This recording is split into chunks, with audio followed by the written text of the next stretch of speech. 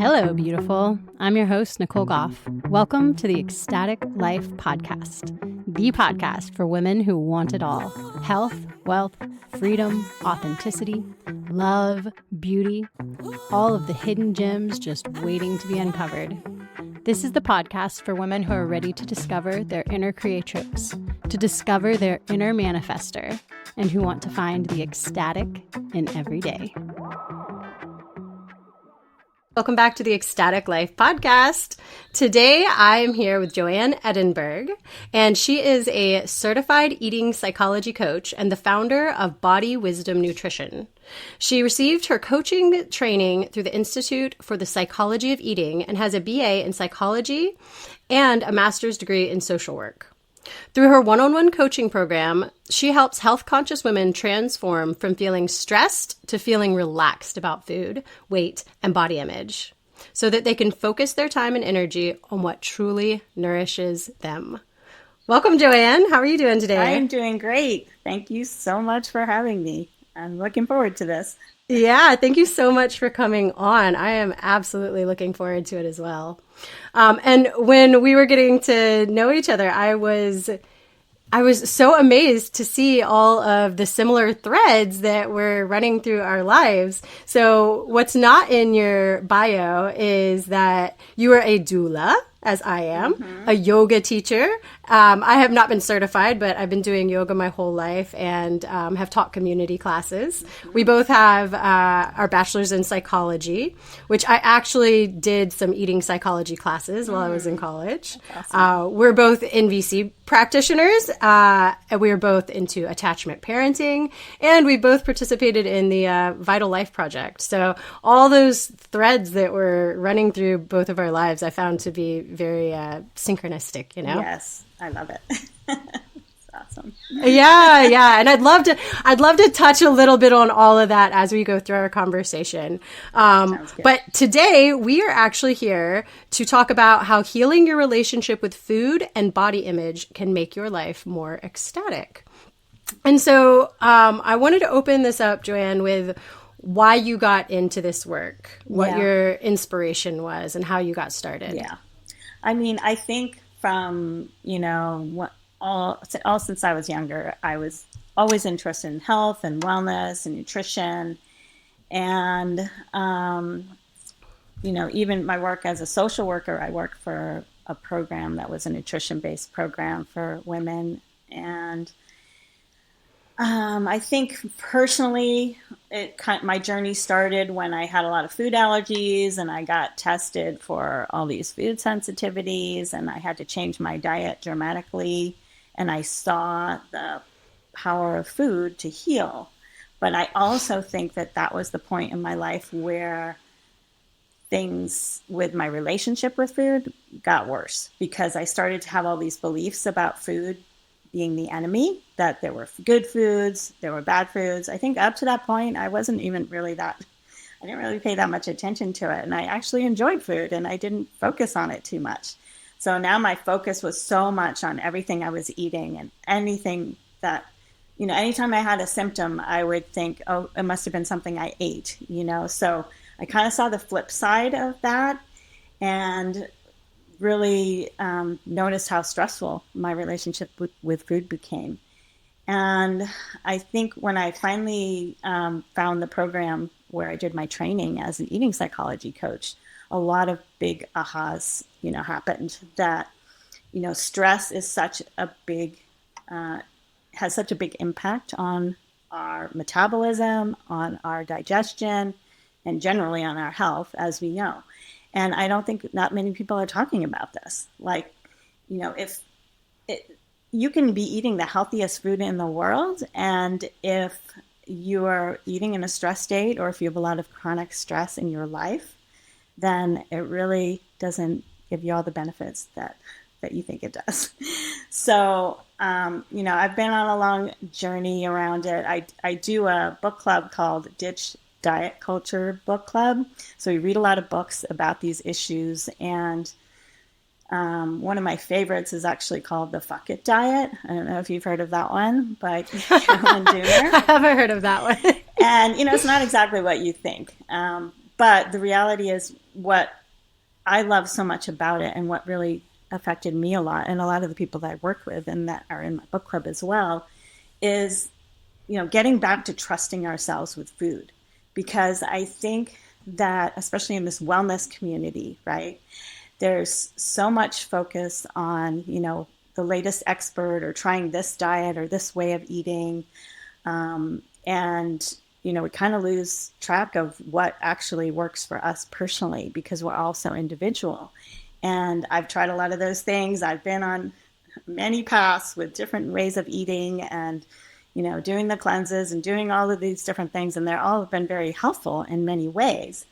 But I think ultimately what's most important to me, and when I work on for myself and with my clients, is like, how can we trust ourselves to know what's best for us, specifically with food, but in general, because I think we've really lost that. And we're always looking to these outside experts to know what's best for us. And, the reason there are so many different ways of eating that work for a segment of people is because we're all individual, and some things work for some people, and some things that are completely opposite work for others.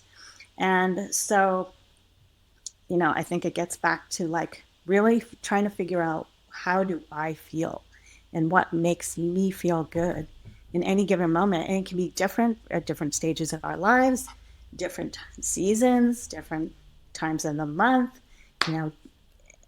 different scenarios in terms of social situations.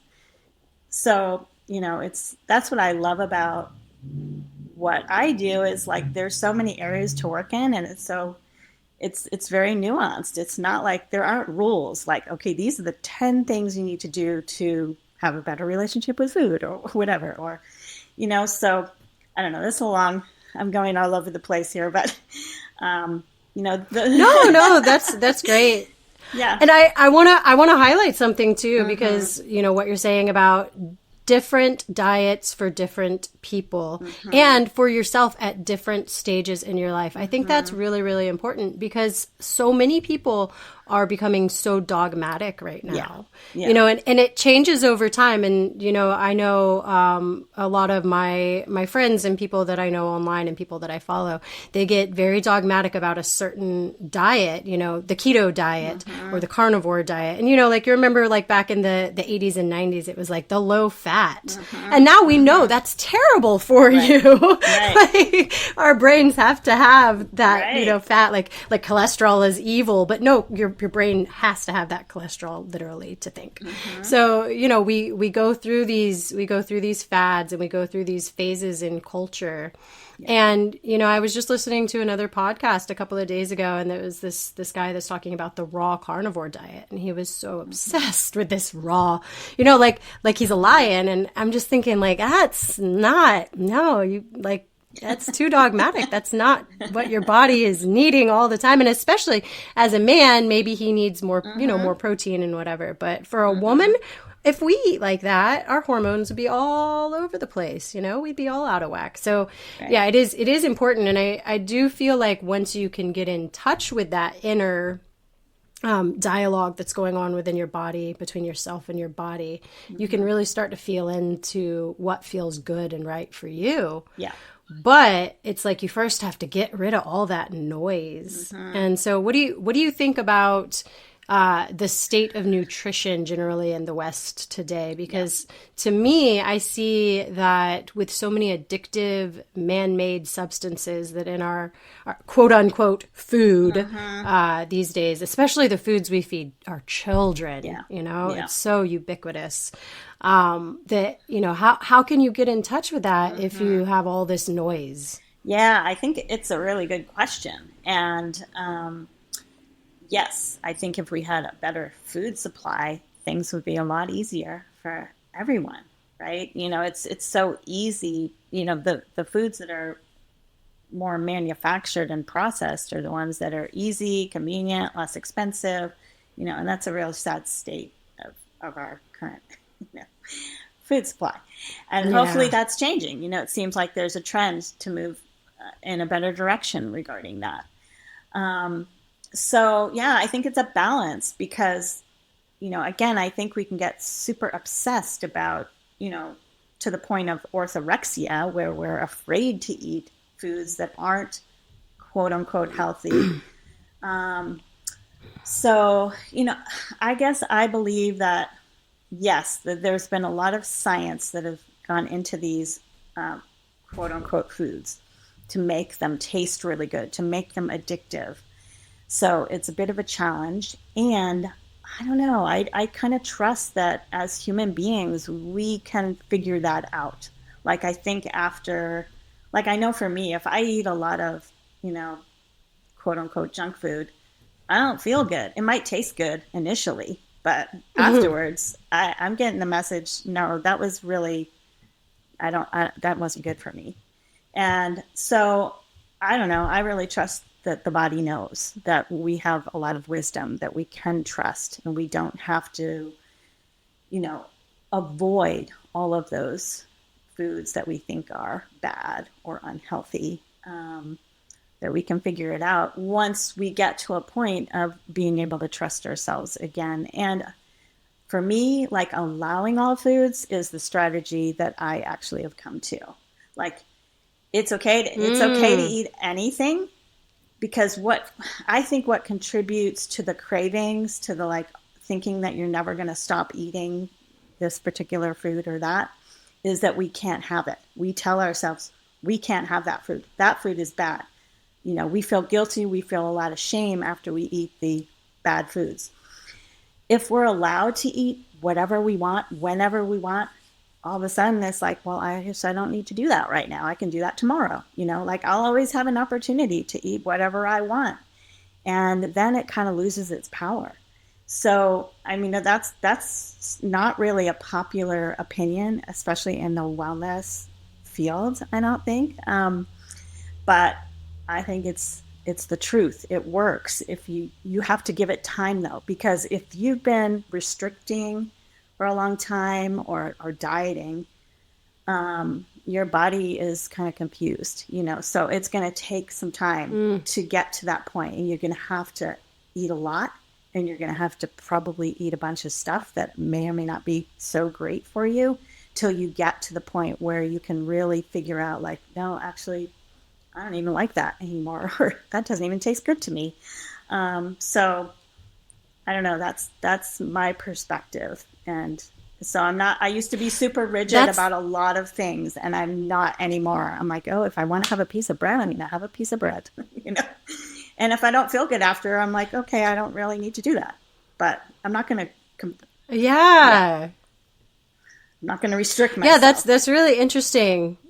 Yeah, that's really interesting, because that is not a perspective that you hear very often in the health and wellness industry. And, a lot of the more, like, crunchy people that I know, they would be like, but it's fear-based. And this is something that you had touched on in the beginning, food as the enemy.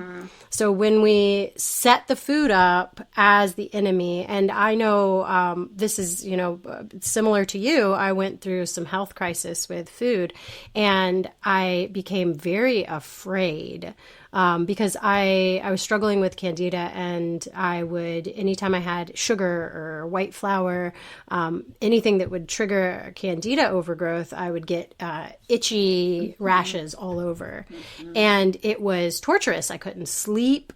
I couldn't go out in the sun because that would trigger it. And so anytime I would go somewhere where these foods, birthday party or something, it was like a panic attack, that there was so much fear around the food. And so maybe you could talk into that a little bit, and how you actually begin to heal that relationship with food. Yeah. I mean, I think it gets back to, like, not restricting, and not allowing yourself to do things, but actually to use those experiences to really look at what's underneath it. So say you're an overeater, or you're a binge eater, and you have a binge, and you've just eaten a whole box of cookies or whatever. I don't really see that as a bad thing. That's an opportunity. Like, every situation that we have is an opportunity to dig deeper and figure out, okay, well, first of all, how did you feel after you ate those cookies?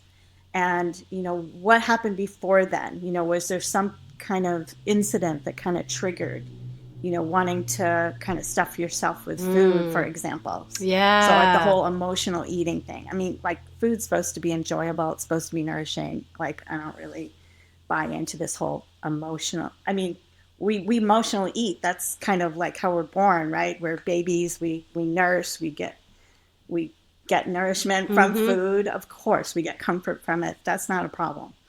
But if it's the only thing that we turn to for nourishment, for pleasure, then, we can take a look at that. Like, well, what else could we do besides eat?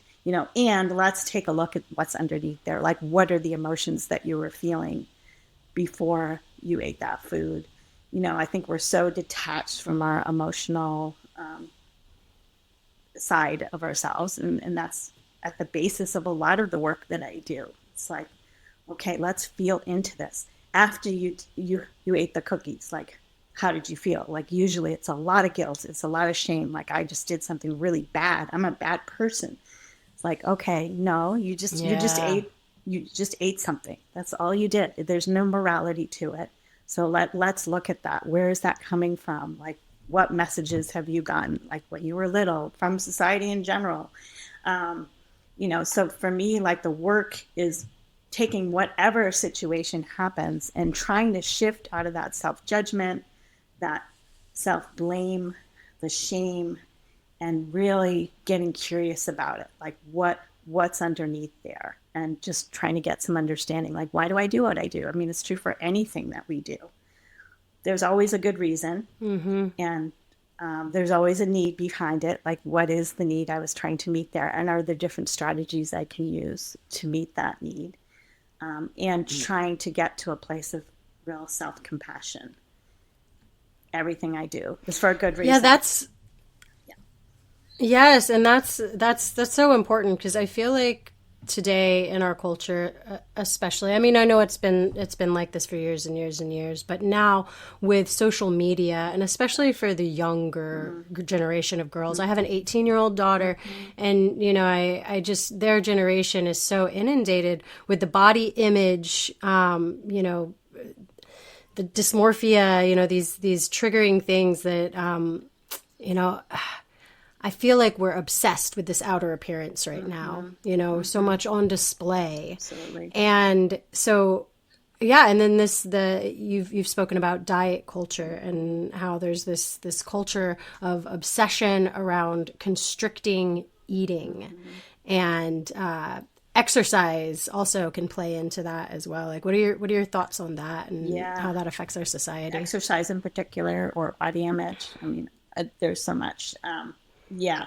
I mean, so much of our worth as women is about our physical appearance, culturally.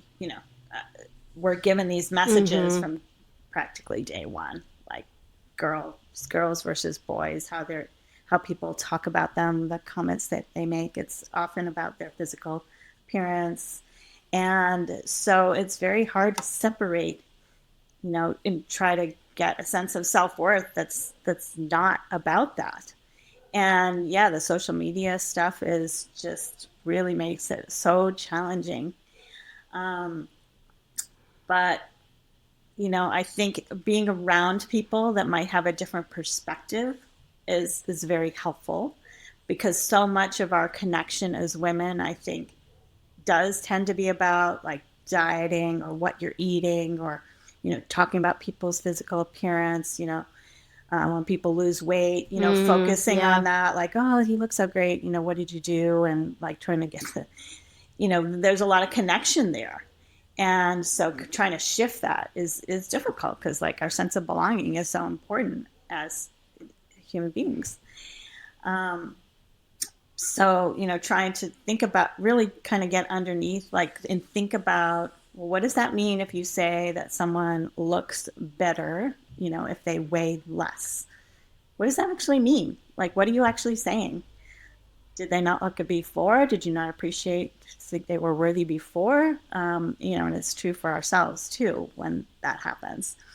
So, it's deep and it's complicated, but like I try not to comment on people's physical appearance. I don't say anything when I notice, changes in someone's bodies. That's like a first simple step, I guess. Um, and really seeing the body more about like what it does for us, having gratitude for our physical bodies. You know, I think shifting the focus in that way to appreciation and gratitude rather than what's wrong with me, what's broken, what do I need to fix, which of course are all the messages we're getting, not just from social media, but all these Yeah. industries that are banking on us, thinking that those beliefs are Yeah. true, like the beauty industry, the diet industry, the wellness industry. Let's face it. Um, now all of these, the pharmaceutical industry, clearly, there's just so much messaging around, trying to make money off of us thinking that we're broken and that we need to fix ourselves.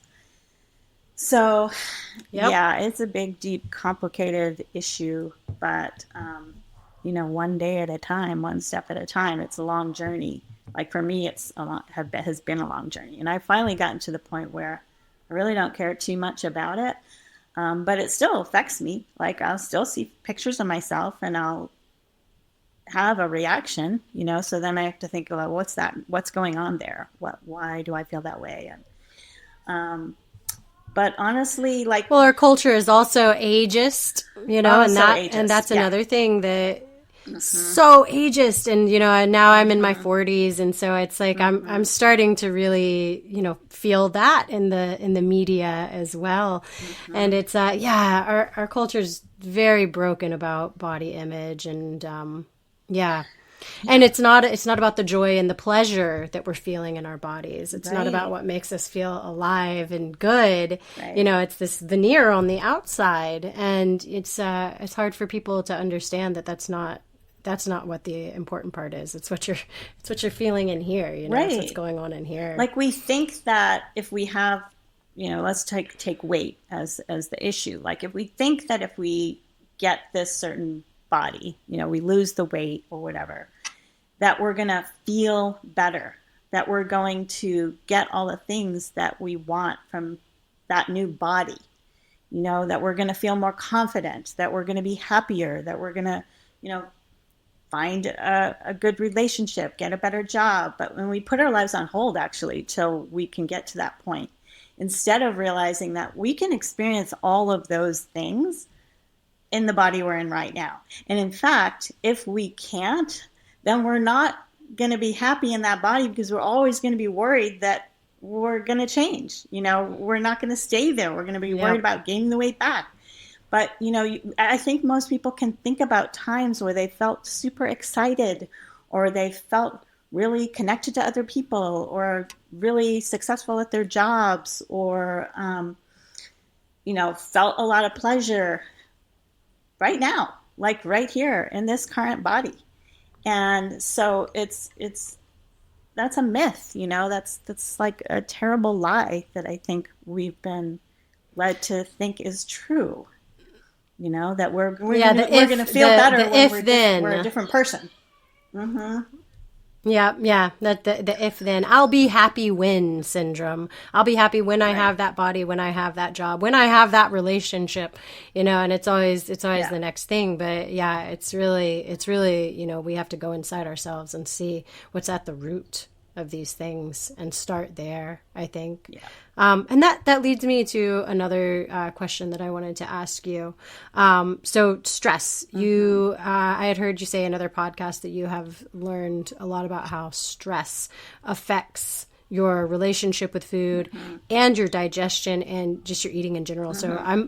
I'm really curious. I would love to hear more about that. Yeah. So the relaxation response is the opposite of the stress response. So the relaxation response is actually known as rest and digest, right? So we're Mm-hmm. not meant to digest our food when we're not in that relaxation response. All the things that happen in our body physiologically are only going to work properly if we're relaxed. So if we're stressed, either while we're eating or if we're in this constant low level chronic stress, which is the case for many of us, right? Whether if we're in a bad relationship, if we don't like our job, if we don't like where we're living, if we're having a lot of conflict in relationships, if, the list goes on.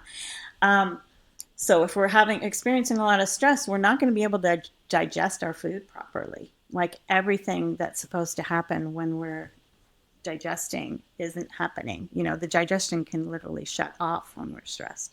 And that's like for a survival purpose. Like if you're running from a bear, you don't want to be digesting your food. You want to like be running and getting all the blood to your extremities and be focused on moving. And so digestion is the last thing that you want to be focused on. So I think it's like in birth, exactly. Your birth can stall out, as a doula. Yeah, same thing. Why aren't you progressing? Because you guys are stressing me out. Right. That's not really the natural state we're supposed to be in when we're about to have a baby. And this is true of any health. I mean, it expands to health in general. Like we can't heal when we're stressed. So, focusing on that and, from small practices specifically related to eating, being mindful, taking some breaths. Like I think that's a big purpose of like praying before you eat or breathing before you eat, or showing some appreciation or gratitude. It like gets you to stop and really be mindful and present and breathe, and that in itself can put you in a relaxation response. So, that's... Wow. I'd love to highlight that real quick. Like I've never heard that. Like, so, when we give gratitude, when we give thanks and we pause before we eat our meal, we're actually prepping our body to be able to absorb that nutrition. So we are putting ourselves in a state. Wow. That's really cool. I never thought of that before or heard of that before. I think these things are the things that no one's talking about, and they're pretty basic. Like it's really important to understand this. If you eat something and you're in a state of stress, and they've even done studies where like stress could be that you've got something playing in one ear and another voice in the other ear, so it's like you're kind of multitasking while you're trying to eat. Your nutrients literally don't get absorbed in your body. They flush right through to your pee. So, I mean, wow. Think about our culture where we're constantly multitasking. We're not even eating when we're eating. We're not paying attention. We're like eating while we're driving. We're looking at our phone while we're eating. We're, watching TV or whatever. And I'm not saying that's always bad. It's just, it's important to understand that. Like, it's really, really just so important to be focused on eating when you're eating, because otherwise it can be very stressful for the body. The body doesn't understand the difference between, one kind of stress or another kind of stress. So yeah, I'm not. Yeah. And if you're stressing about your food, then you're actually compounding it. So then it's like a vicious cycle, right? So if you're seeing food as the enemy and you're stressed about what you're putting in your body, then you're actually causing that cortisol reaction, and the food itself is then triggering the inability to digest and process that food, which seems like just a circular pattern. Absolutely. Wow. Yeah. So our beliefs about food can also absolutely put us into a stress response. Or, feeling, we may be fine while we're eating, but afterwards we start to feel guilty, like I shouldn't have eaten that. Oh, that was a bad food. And so then you're in a stress response. You can't really digest your food well. I mean, and not to make you feel worse or guilty or stressed about being stressed, it's like, that's also a circular process. But, but it's just good to be aware, and just take like little steps, baby steps to try to shift those patterns, because they are deeply ingrained, so it's not easy. Hi, I just wanted to take a quick break from this episode to let you know that Joanne has offered 25% off of her 12-week Transform Your Relationship with Food and Body program. All you have to do is mention that you heard about it from the Ecstatic Life podcast when you reach out. All links are in the show notes. I also wanted to remind you to please like, subscribe, share, rate, and review wherever you are listening to this podcast. It really, really helps the show out. And if you want to help the show out even more, join my Patreon. I have a $5 a month membership, and that really would help to support this work. I hope you're enjoying this episode.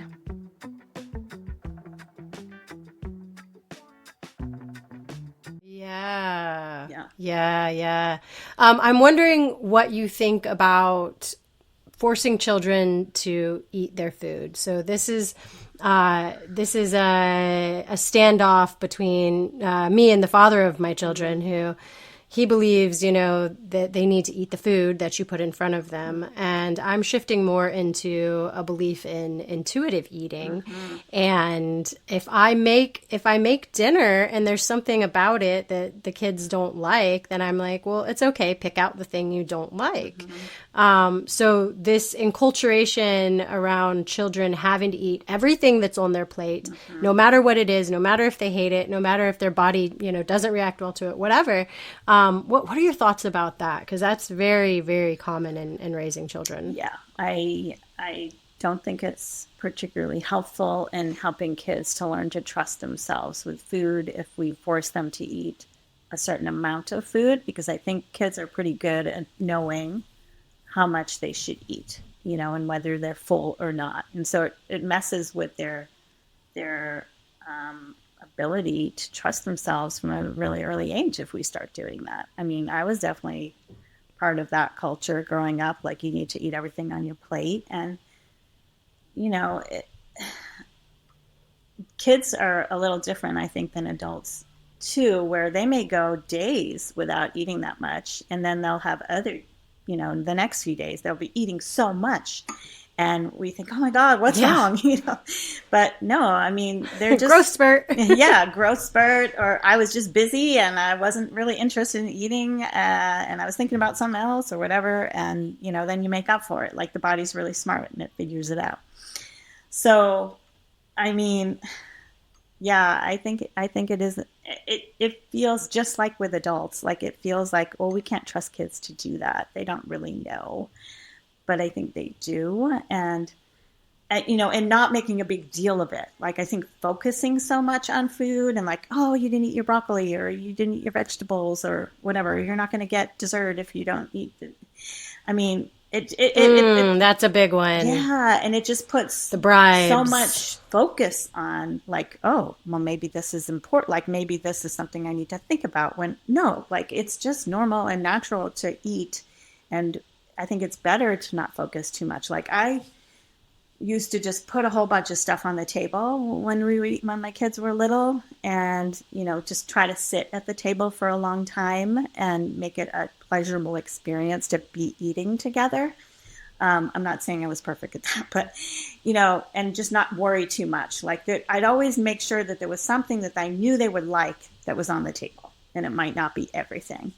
And a lot of times, they would just start eating stuff because they're still there and they're, we're still at the table, and they might not have eaten the salad first, but, eventually it's sitting there and they're still hungry. So then they just eat the salad or whatever. So I think like choices are good and trusting is good. And I think it can create some problems to kind of force kids to eat when they're not hungry, eat too much, or to, like telling them how much they should eat. I think we can figure that out. Or using the food as a reward and punishment is another thing I see a lot. So when you eat your green beans, then you can have ice cream. And so it's putting these sweets, these, high sugar content foods in this category of, and I have been guilty of that in the past because it's one of the, it's just so enculturated in us, and it's like, well, you can't eat your treat until you finish everything on your plate. and it's putting these foods that maybe aren't as good for our bodies, or aren't what our bodies need, in this higher esteemed category, this special category, and creating like an obsession around it. Exactly. Oh, I can't have it unless. Yeah. And I'm sure, that there's, most of us now are, part of our products of having that, enculturation as children. So I try to be personally mindful to not create that, instill that negative relationship with food in that way in my kids. But it's hard, It's totally hard. There's so much conflicting advice out there, and same with dieting, and it's like I think I come back to letting them trust the wisdom of their bodies in the way I'm learning to trust the wisdom of my body. Right, and kids are different. And different kids eat different amounts, just period. Like they're just built differently, and some kids need to eat more than others. It's not necessarily a problem. And like kind of what we were saying before about, if something is special and like you can't have it unless, then you want it more. Some people say, I just put the dessert, quote unquote, out on the table with the rest of the food. It's just part of the meal. There's nothing different about it. There's nothing special. And then, it doesn't become like, oh, this treasured thing that I can only have if I do this. And it would be an interesting experiment to do at the minimum. Like, I think experimentation is really good. Like, just try it out, see what happens. Might take a while though. Like, it's not going to be like try it once and see, oh, you see, they just went for the dessert and they ate all that and they didn't eat anything else. Okay, well, that's going to happen probably. Well, of course, the first time. Yeah, like the first time they're going to be like, oh, what? Like, hey, look at. But so I don't know. But everyone's individual, and like you have to figure out for your family what works too. Like, there's no one right way. That's the thing. But And so going back to what you were saying at the beginning, the women that you're working with now, it sounds like a lot of what you're working with is actually undoing that kind of conditioning around those foods that are seen as off limits, and then they're put into, it's almost like this addictive kind of thing, because we have this very negative relationship with that kind of food. If like we can start in childhood and just eliminate that problem from the root, that would be great. So women aren't having to deal with it when they're our age. Right. I had something that I wanted to bring up to you. This is switching gears a little bit. But my mom is a Qigong practitioner, and she has had teachers, masters, that because they have developed such a powerful relationship with the energy of everything, that they can eat literally any food and absorb the good nutrition out of it with zero ill effects. I mean, they can, eat McDonald's all day and it's not going to upset their system in any way, and they can be in optimal health because of their relationship. So have you heard of that? Do you what are your feelings about that? I agree with it. I think it's true. I think, our bodies are very resilient, first of all. It can deal with a lot. And if you're in a really healthy state, you can probably deal with a lot more, right? Because mostly you're giving it what it needs. Yeah, I mean, I think our beliefs are so powerful. And so if you feel very neutral about all foods, then it's not going to have the same impact as if you have like a negative feeling about a particular food. So I wonder if that's a lot of what causes people distress. Like, there may actually be some good reason why we have a problem with a certain type of food, but then when we develop the belief that food actually causes that problem, then it's very hard to get out of it. And it may or may not be true forever, right? Like if you look at German New Medicine, for example, I've read some stuff around allergies. In that perspective, it's like something happened the first time that you had a reaction against a particular food. And so if you can resolve that conflict, then you might be able to eat that food again. But if on the other hand, you just start to develop this belief like, oh my gosh, every time I eat gluten or whatever it is, I get sick, then you will in fact get sick. I mean, I just think that the mind is so powerful. And even like all these things going around, in the news, in the mainstream around, let's talk about the obesity crisis, okay? There may or may not be truth to, having a lot of extra weight and it be a problem for our health. There's actually a lot of research that shows that's actually not true, believe it or not. There are a lot of industries banking on people's needing to have certain surgeries, certain drugs to affect their weight loss. But the research itself shows that having a little extra weight, and I don't know for sure if it's like a ton of extra weight, we can talk about that, might be different. But having extra weight is better for your health and longevity and mortality and recovery from surgery and illness than not having enough weight. We know that having a very low weight is very traumatic for our bodies and our health. I mean, it is a disease. So, so what if this idea that, having extra belly fat, which also has gotten such a bad rap, like this is so bad for your health. Is that really true? I don't know if it's true. Is it true for women versus men?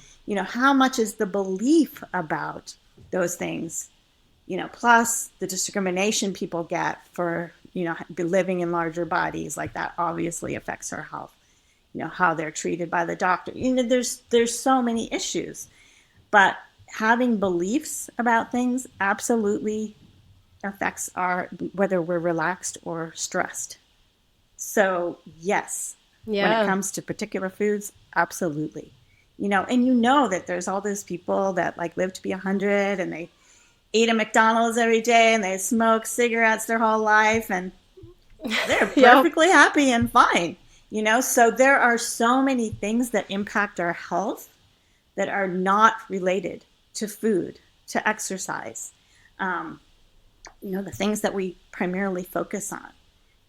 There's so many things that impact us so much more. And it does have to do with that stress response. Like, are we happy in our lives? Do we have good connections? Do we have a lot of friends?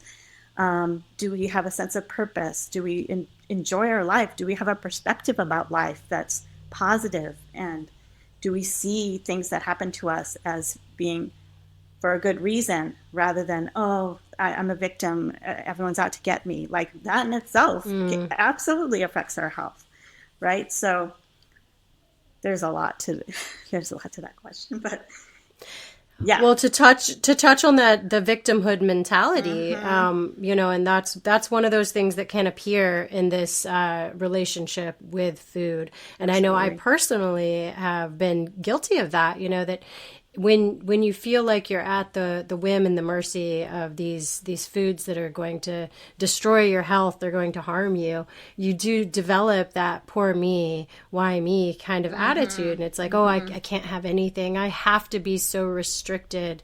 And so it does that creates, and it almost puts those foods you're restricting on kind of a pedestal.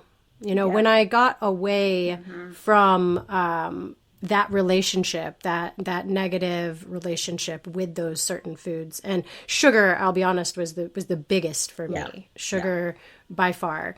That would trigger the candida response the most. And I had a sweet tooth. And so there was this whole, putting it all, everybody gets to eat ice cream and everybody gets to eat cookies, and poor me, if I eat it, I'm going to suffer. And sometimes like, well, I'm going to eat it anyways. And then I'm going to suffer, probably because I believed I was going to suffer partly, and so, that whole cycle is so vicious. And, the belief that the food is going to cause the reaction, and I've looked into some German new medicine theory also, and I find it very fascinating. I'm not an expert by any means on it, but what's tied into that, and it could be stuff from childhood. that we are not even aware of, that our parents telling us, no, you can't have the ice cream until you eat your broccoli or whatever, I mean, that can be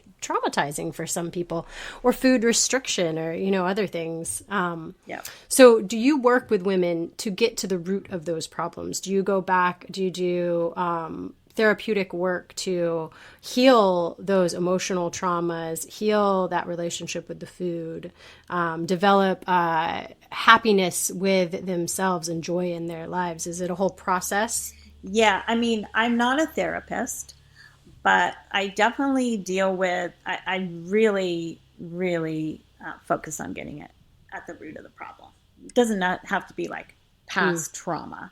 Just, you can focus on currently what's going on, which obviously can be related.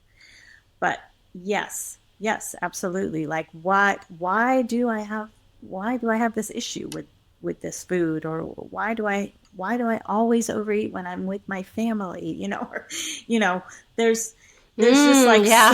there's a lot of patterns that can be uncovered, and really getting at the root of it is, I think, the key to breaking them. Because, you know, if you don't understand why you do something, why would you change it? I mean, just saying I want to do this differently doesn't usually work, right? We have to kind of get deeper and really understand. And I think, as I mentioned before, like having some compassion for where we came from and why we do what we do is key. And taking every single situation, not trying to avoid doing certain things, but actually using those situations to learn from and grow from, I think, is the key to transformation. To actually taking the things that are our challenges and learning from them rather than trying to just avoid them. It's is what is so important, I think, and what makes the difference. Because it's hard. I mean, it's hard to avoid. I mean, in the culture that we're in, we are surrounded by these temptations all the time. I mean, Absolutely. The high carb, high sugar, highly processed foods are in our environment constantly, and to have that relationship where you feel like you must deny, it is a kind of an addictive relationship that we can have with these foods. Mm-hmm. And it's not possible to just avoid them, right? So we have to learn some way to heal that relationship. And how do you help women to heal with the body image? Because that's a whole other side of right. it. There's the relationship with the food itself, but then the relationship with our own body, yeah. and loving ourselves in the skin we're in. Yeah. I mean, I think that is definitely challenging, but also a great opportunity for learning. Like, that's the thing about these issues: body image, weight, food. We're confronted with them every day. It's not like certain issues, like say you're addicted to alcohol, for example. You can probably live most of your life not having alcohol in your life. It's a lot easier to avoid. We can't avoid food, and we can't avoid being in our bodies. So they're great opportunities for learning. Yeah. We can't live without food, so Touche. Can't get rid of that.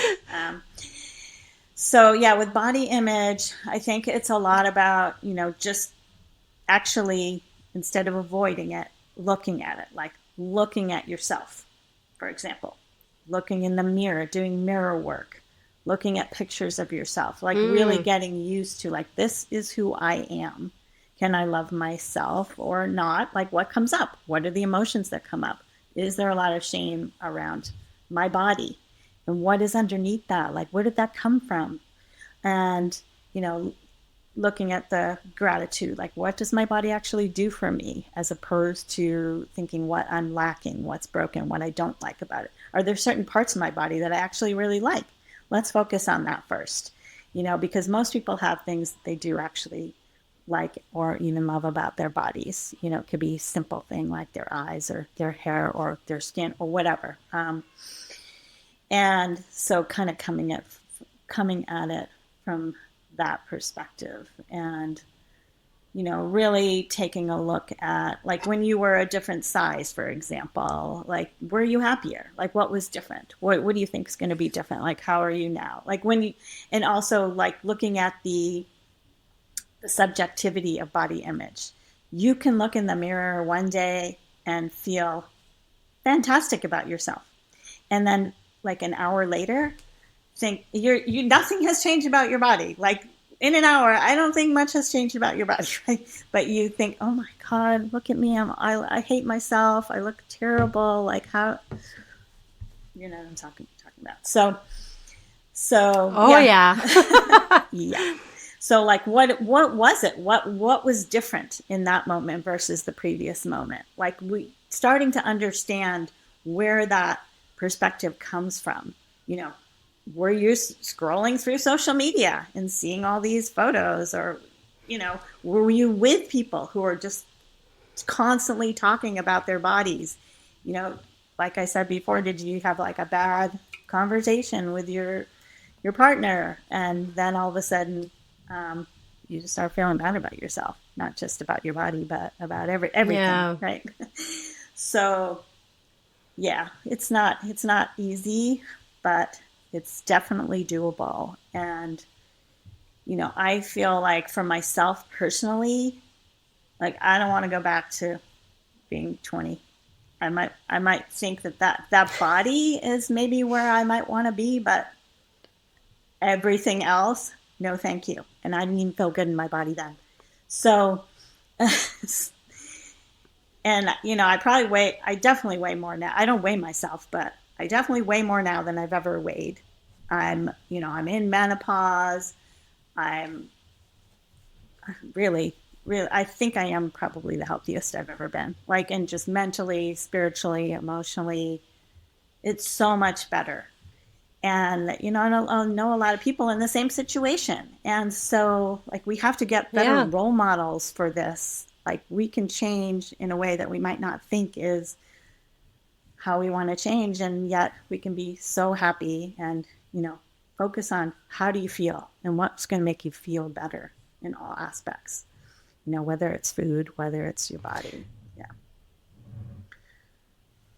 Yeah, and that leads me like right into a question that I wanted to ask you. When we were doing our intake for the interview, you talked about being in nature, about the things that bring you joy. So is that part of the way you facilitate for women to connect to what their body wants? Yes, absolutely. Because it's so important to feel good in your skin, and that radiates outwards. Absolutely. You know? Absolutely. It's not, we have the misunderstanding that it goes the opposite way. Right. But it's truly what I have found, and I agree, like I am the happiest, the healthiest, you know, that I have ever been. And it starts from inside and connecting with that joy. Absolutely. And it gets back to that stress relaxation response, because when we do things that we love, that we find, you know, brings us joy and pleasure, that's what puts us into the relaxation response. So yes, I do a lot of work with my clients on that. Like, you know, make a list of things that bring you joy, that bring you pleasure, that nourish you, that make you happy, that, you know, bring you connection. And those are the things that are going to help all of these issues, you know, and just make us feel happier. And then you really focusing, how do you feel? Like, what makes you feel good? What makes you feel not so good? Like, which people, what environments, you know, whether it's being in nature, what activities, you know, in terms of exercise, that's what I focus on. Like, what can you do to move your body that you enjoy, that makes you feel good? That's what you should keep doing. It doesn't have to be like an hour in the gym. If you really hate spending an hour in the gym, you know, garden, walk, swim, dance, whatever it is that makes you happy, that's going to be good for you. And moving your body is important. Absolutely. Yeah. Like, exercise shouldn't be punishment. No. Exercise and it should not be punishment. Like, and that's... Yes, absolutely. Drudgery. Or like to make up for eating. Yeah, if you... Yep. Yeah. Again, as punishment, like, you know, it shouldn't be something that we're doing that we have to force ourselves to do. If it's not bringing joy, it's not going to be sustainable. Absolutely. I mean, there are plenty of people who absolutely love working out, you know, and I personally, I know you were a yoga teacher. And so like yoga, I would do that because it's fun and my body loves it, not because I feel I need to exercise my body in that way to look a certain way, Right. or I will feel better because, my body will do that and then I will feel better. It's like, no, I enjoy that and my body feels better because of it. Exactly. Yeah. Like right now, I'm really into tennis and pickleball. I like to kayak. Yeah, being outside is great. Those are the things that make me happy, and I don't see it as exercise. I see it as like something I really enjoy doing it, and side benefit. It's moving my body, and it's healthy for that reason. But mostly, I just enjoy it. It helps me be present, in the moment, which I think is really good for us. And so finding whatever things those are, and it's different for everyone. And what makes you happy, what makes you feel good. That's kind of the key to all of it. Whether it's food, whether it's our bodies, like the clothes, that's another issue with body image. Have clothes that fit you, first of all. Don't be talk about stress, looking at your closet every day and being like, oh, those things doesn't fit me anymore, but that's going to motivate me to do better.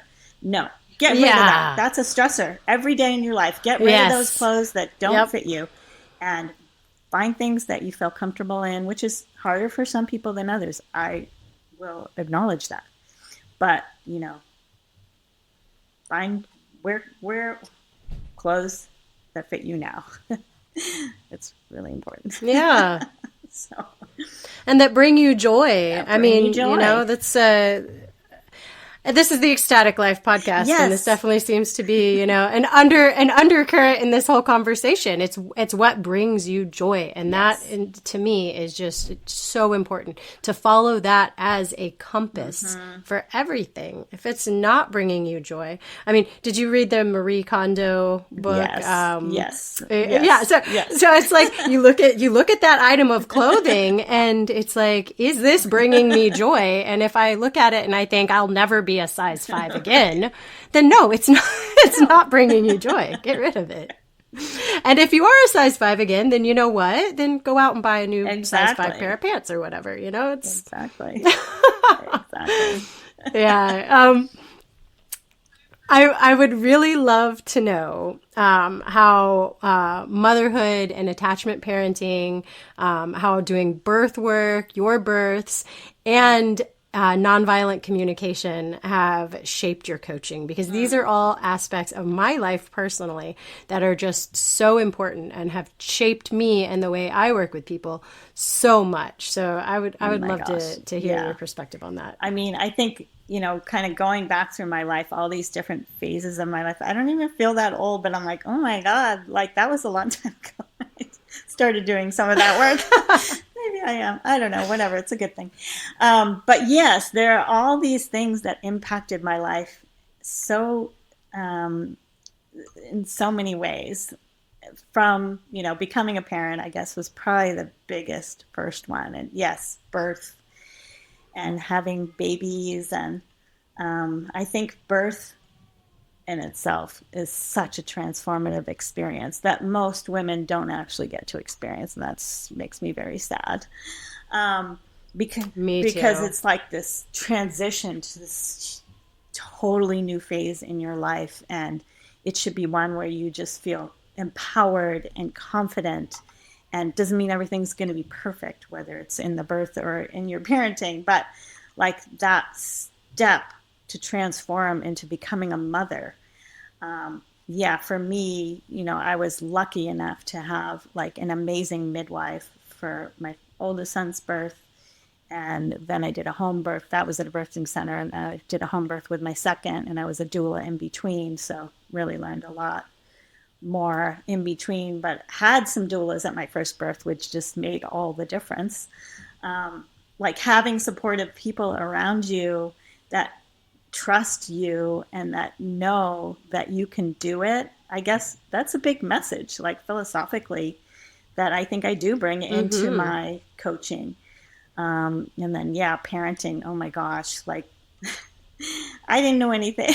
I think up till that point, like learning so much about my own upbringing and how much it impacted how I was being a parent and, why I did the things I did and really trying to unravel a lot of that stuff. Oh my goodness. Yeah. So life changing. And what the greatest thing that's ever happened to me, I would say, being a parent. And I respect people's opinions, who don't want to have children or aren't able to have children. But honestly, it is probably the thing that has most impacted me in becoming the person that I am today. Yeah. And then, like a lot of things I might not have even mentioned in our intake, more recent spiritual, groups that I've been involved in, and like the whole change in my way of seeing the world, but also from the work we've done in BioLife Project and that whole perspective of like being a sovereign being, having agency in your life, but also seeing Yes. everything that happens to us as having a purpose.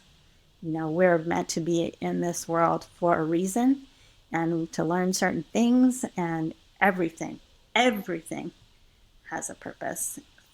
And it doesn't mean it's going to be easy, but being able to learn from all of our challenges, both good and bad, I think is something that absolutely impacts how I work with women because, food, like I said, food, body image, weight issues, they're such great opportunities to learn about yourself and about life. It's not a problem. Like it's not, I mean, like I said, it can be hard. It's not necessarily easy, but it's all there to serve us and to teach us. So that's kind of how I see the world now. And it's very empowering and it makes my life better, not just how I impact other people, but just for me, like I just have a much more positive perspective on the world, no matter what happens, even if bad things happen. Yes. Yeah, because they do. They do. All the time. It's not all rainbows and roses. We're inundated with it. No. And if you watch the news, it's all shit and chaos and horrible. So so that's not good either. yeah, which I try not to consume that. But when you change your perspective inside and, back to the joy, when you have that joy inside, you can see those things in the world without getting inundated and bogged down by it. And it doesn't, affect you so negatively. And which, I think as far as body image, because I don't honestly think in the last couple of years my body has changed that much.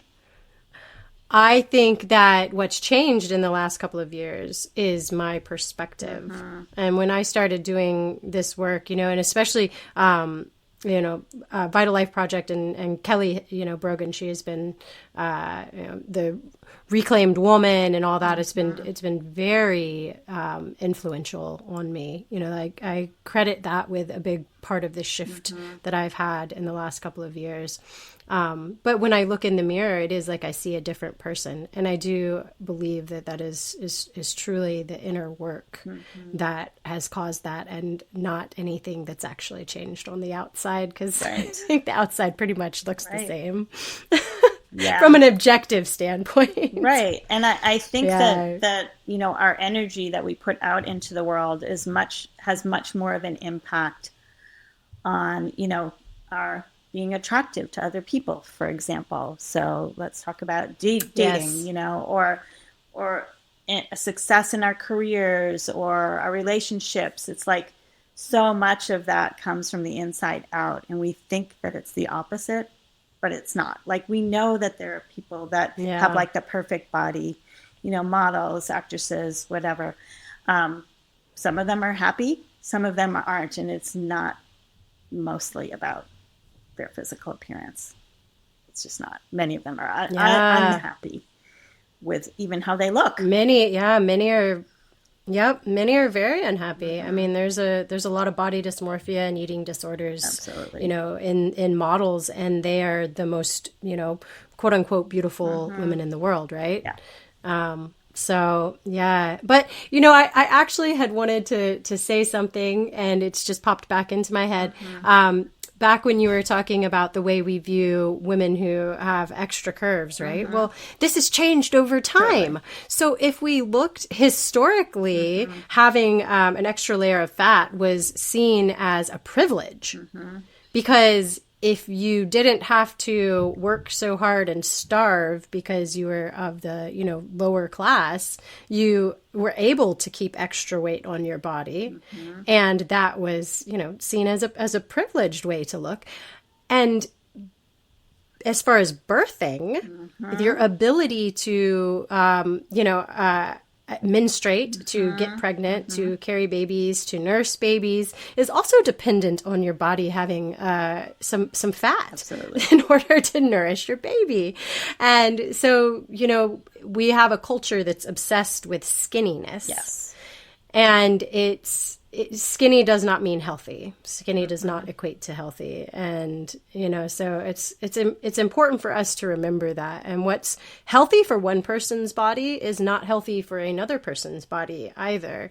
That's true. I'm a very slight person. You know, that's my mother is slight. My daughters are all that's my family's build. But it's definitely not because I starved myself. Yeah, right.